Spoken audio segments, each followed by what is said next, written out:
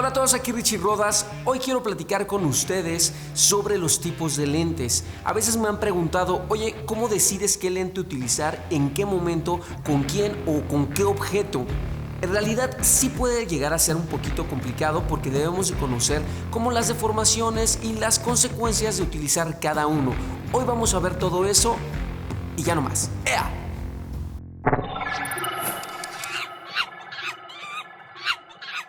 Antes de empezar, si a ti te gusta tanto la cinematografía como a mí, suscríbete a mi canal. Voy a dar consejos, obviamente, pues de cámaras, de lentes como el que vamos a ver, de iluminación, y también si tienes alguna duda, déjame un comentario y tal vez lo sepa, y si no lo sé, lo investigo y lo practicamos juntos. Por otro lado, también sígueme en Instagram, me encuentras como Soy Richie Rodas, y diario dejo una bombita de cinematografía, ya sea con algún equipo o en alguna producción, y creo que puede ser contenido de valor para ti.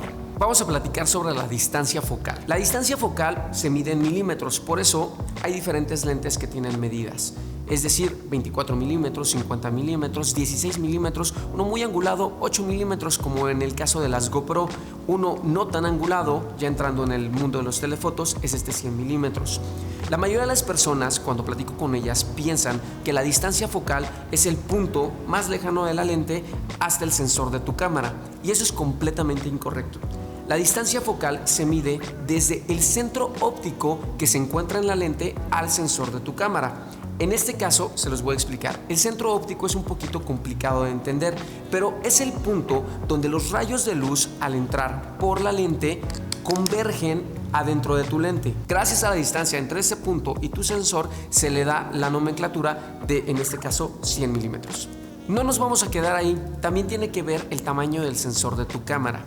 El que siempre andamos buscando y son cámaras como un poquito más caras son las cámaras que traen un sensor full frame, que significa formato completo. Pero también hay otras cámaras que, como lo mencioné, tal vez cuestan un poquito menos, tienen sensores más pequeños. Los más comunes son APS-C y el otro es micro 3/4. Dependiendo de la cámara, sí tienes que checar cuál es el factor de recorte que tienes. Voy a poner un ejemplo. En una cámara full frame, un 24 milímetros es un 24 milímetros.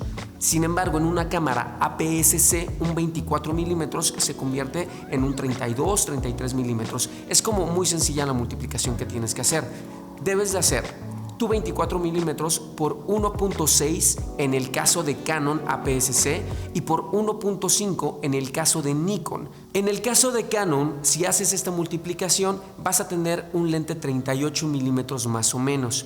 Entonces, ¿cuál va a ser la consecuencia? Que debes de alejarte más del sujeto para poder tener como el mismo campo de visión del 24 milímetros en una full frame. Esta situación al principio tal vez te puede incomodar y sé que es difícil, y siempre en todos los videos de muchos realizadores aquí mismo en YouTube te dicen, no, pues necesitas una cámara full frame, o de plano no la necesitas, y bueno, tienes como ahí como varias formas de pensar. En realidad, ya cuando trabajas en el cine, también te encuentras con ese tipo de situaciones. Los sensores, dependiendo de la cámara, cambian. Por lo tanto, siempre te estás encontrando con estos factores de recorte, aunque las cámaras sean carísimas. Les voy a poner un ejemplo. En una cámara RED, cuando lo quieres grabar a full frame, lo tienes que grabar en su máxima resolución. Si le bajas esa resolución, es decir, si tienes una a 6K, la pones en 5K y en automático te hace un recorte en la imagen. Por lo tanto, un lente 24 milímetros no es un lente 24 milímetros. Estás haciendo un 30 y cacho. Te vas a acostumbrar con el tiempo, no es difícil, solamente sí debes de saber en dónde estás parado y cuál es la imagen que te va a dar el lente que estás usando dependiendo de la cámara. Dentro de la industria vamos a tener dos tipos de objetivos, un lente fijo o un lente variable. ¿Qué quiero decir con el variable? Muchas veces los conocemos como zoom. Estos lentes pueden viajar entre su milimetraje inicial y final. Por ejemplo, uno muy famoso que se utiliza mucho y que todo el mundo lo quiere y así, es un 24-70 de Canon. Cuando lo tienes en 24 milímetros, puedes viajar por todo ese rango hasta llegar a los 70. Entonces, tienes disponible 24, 30, 35, 50, 60, 62, 65 y llegas a 70. Está padre. Esos lentes creo que son como muy buenos y los puedes utilizar cuando andas apurado, cuando estás en llamados complicados, donde tienes que prender, apuntar y tirar y moverte. No te puedes acercar tanto al sujeto y ya estás haciendo ese zoom para poder tirar. En el caso de las fotos y en el caso del video también te conviene por la misma situación. Cuando estás en otro proyecto, pues de diferente ámbito, es decir, tal vez un comercial o un video musical, a mí en lo particular me gusta utilizar lentes fijos. Es decir, tengo un 50 milímetros y solamente es 50 milímetros, un 24 y solamente es 24. No tengo esa facilidad del zoom. ¿Qué provoca? Que tienes que moverte para acercarte al sujeto. Eso a mí de manera creativa me ayuda mucho porque me da la oportunidad de encontrarme diferentes ángulos y ver estas variaciones de imagen que nos puede provocar el sí acercarme o alejarme y no nada más tenerlo como disponible en ese zoom. Cada lente, dependiendo de su milimetraje, tiene un ángulo de visión diferente. Vamos a decir que ángulo de visión es lo que tenemos en nuestra escena. Básicamente lo que nuestra cámara está viendo. Mientras menos sea el milimetraje, es decir, tal vez un 12 milímetros, 16, 24, va a estar más angulado, va a haber más cosas en nuestra escena. Un 100 milímetros, un 200 es ya un lente que le metimos mucho ese zoom, si es que tiene zoom, y vemos pues menos cosas y nuestro sujeto está más lejos. Para entenderlo mejor, dejé la cámara fija y me grabé sentado en esta fuentecita. En este caso utilicé un 12 milímetros, 16, 24, 35, 50 y 100 milímetros. Tenemos como un efecto diferente. La cámara, te repito, no la moví y eso nos da como este efecto de acercamiento cada vez más y más hacia el personaje. Los lentes 12, 16, 24 que utilicé entran en esta categoría de angulares. ¿Qué significa? Que nuestro campo de visión es bastante amplio, por lo tanto se utiliza en ciertos momentos. Desde el 35 hasta vamos a hablar unos 60 milímetros, es decir, estos dos lentes que utilicé, 35 y 50, entran en una categoría que vamos a decirle estándar.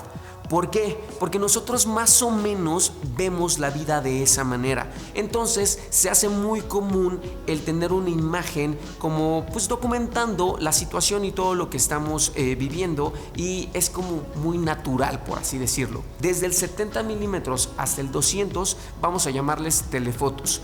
Estos lentes, su ángulo de visión es muy corto y tenemos a nuestros personajes bastante lejos. Tenemos unos efectos ahí diferentes, pero bueno, hay directores que les encanta. Bueno, ya no está con nosotros, el señor Akira Kurosawa. Si no lo conocen, les recomiendo muchas de sus películas. Le encantaba utilizar este tipo de lentes. Dependiendo del milimetraje que tengamos en nuestro lente, no solo va a cambiar nuestro ángulo de visión. Por ejemplo, en los lentes angulados, va a tener una pequeña aberración los lentes y se va a ver un poquito chistoso nuestro personaje, se va a ver más flaco, podría decir extraño, y los puedes usar como en ciertos momentos. Algo muy extremo, por ejemplo, son los lentes que trae la GoPro, que es decir, es un 8 milímetros, por eso también se le llama ojo de pescado, por eso su nombre definitivamente.